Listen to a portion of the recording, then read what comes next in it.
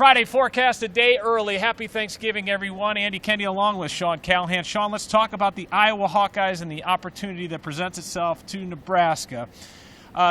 Big game, obviously. The Huskers need this game to get that elusive sixth win. This is their fourth crack at it. How will they be able to bounce back after that gut-wrenching loss at Wisconsin? Yeah, you think about October, first undefeated October since 2001. Now they're winless in the month of November, so it's been a tale of 2 months, but all three losses by one score, and you get the sense that this is going to be a similar type of game.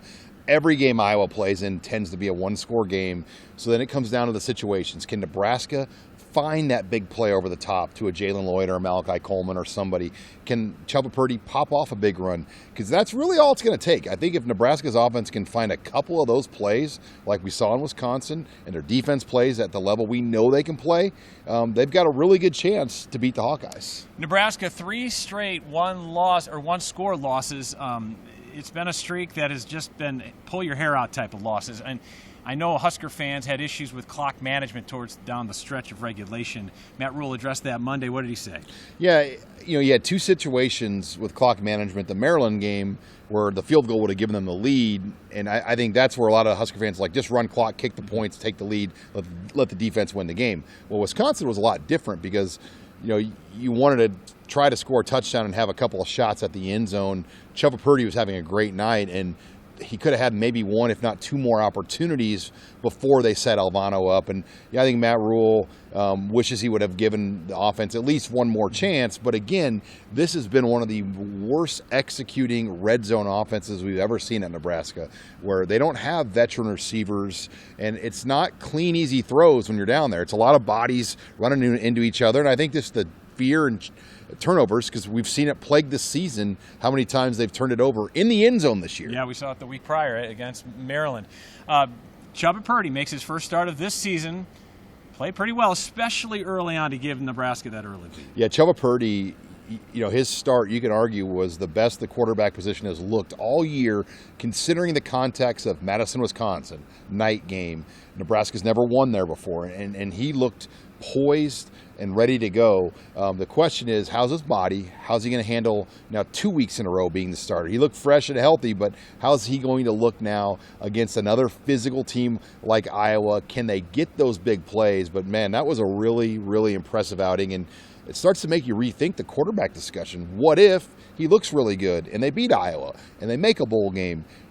I think it was assumed they were going to go in the portal for another quarterback to bring in, but what if Chubba Purdy looks like he could be the guy? Yeah, and a lot of Husker fans saying, where was this Chubba Purdy 6 weeks ago?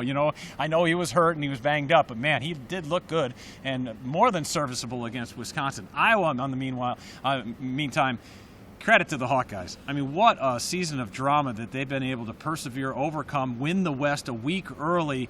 Man, tip your hat to Kirk Ferentz and his guys. Yeah, they've figured out who they are, and they're a team that plays solid defense. They do not give up big plays. They know how to run the ball situationally. They're not necessarily a home run team, but they situationally make plays in the run game, and they've got the best punter maybe in America. And you snicker at that, but Troy Taylor is as big of a part of why they've won games this year with what he does back there. The extra yards he pins on to your drive really matter. Well, every Husker fan knows that. They've watched Brian Buschini really struggle. And the special teams in general has struggled for Nebraska, right? And right now, that might be the biggest mismatch in this game, Troy Taylor versus Brian Buschini. Brian Buschini has been way off the mark 2 out of the last 3 starts. Man, they need him to step up here. And you wonder about his future. Like, look, you've got Sam Cook's kid, Camden Cook, coming in here next year as a scholarship punter. Will Buschini come back for an extra year of eligibility at this point? Or will he be the guy? Because those have been detrimental, some of those punts that he's missed on, and they cannot afford to have that in a game like this on Friday. Yeah, lost yardage was a huge factor at Wisconsin. You mentioned some big decisions coming up after this game against Iowa. Matt Rule said there would be 24 Huskers walking, not necessarily, we call it senior day, but it's like, who's going to walk day? There's 24, 24 Huskers going to walk. What does this group mean to Nebraska Nebraska. Yeah, you look at guys like Luke Reimer, like Quentin Newsome, and I'll throw Ty Robinson, and we don't know for sure, but you would assume this will be his final game, and even a Nick Henrich, this might be his final game. That group of 4 defenders, for example, they've played nearly 8,000 snaps of defensive football for Nebraska. So they've been through a lot of trials and tribulations and ups and downs, and for these guys, it would be great to not only get a win, get the Heroes Trophy to stay in Lincoln for a second year in a row, but also get to a bowl game and just get to experience that. I mean, there's no one on this roster, obviously, that's experienced a bowl game playing for the Huskers. Yeah, isn't that a huge difference? The difference between 6-6 in year one going to bowl or 5-7 and missing out, because it looks like 5-7 going to that APR thing is not that's a long shot. Yeah, there's just the way to get to a bowl is to win the game. Yeah, there's just not enough data here as we sit on Black Friday weekend to know if Nebraska would get in at 5-7. Just get the 6th win. Right. And look, they're favored by 1 point. Iowa's ranked.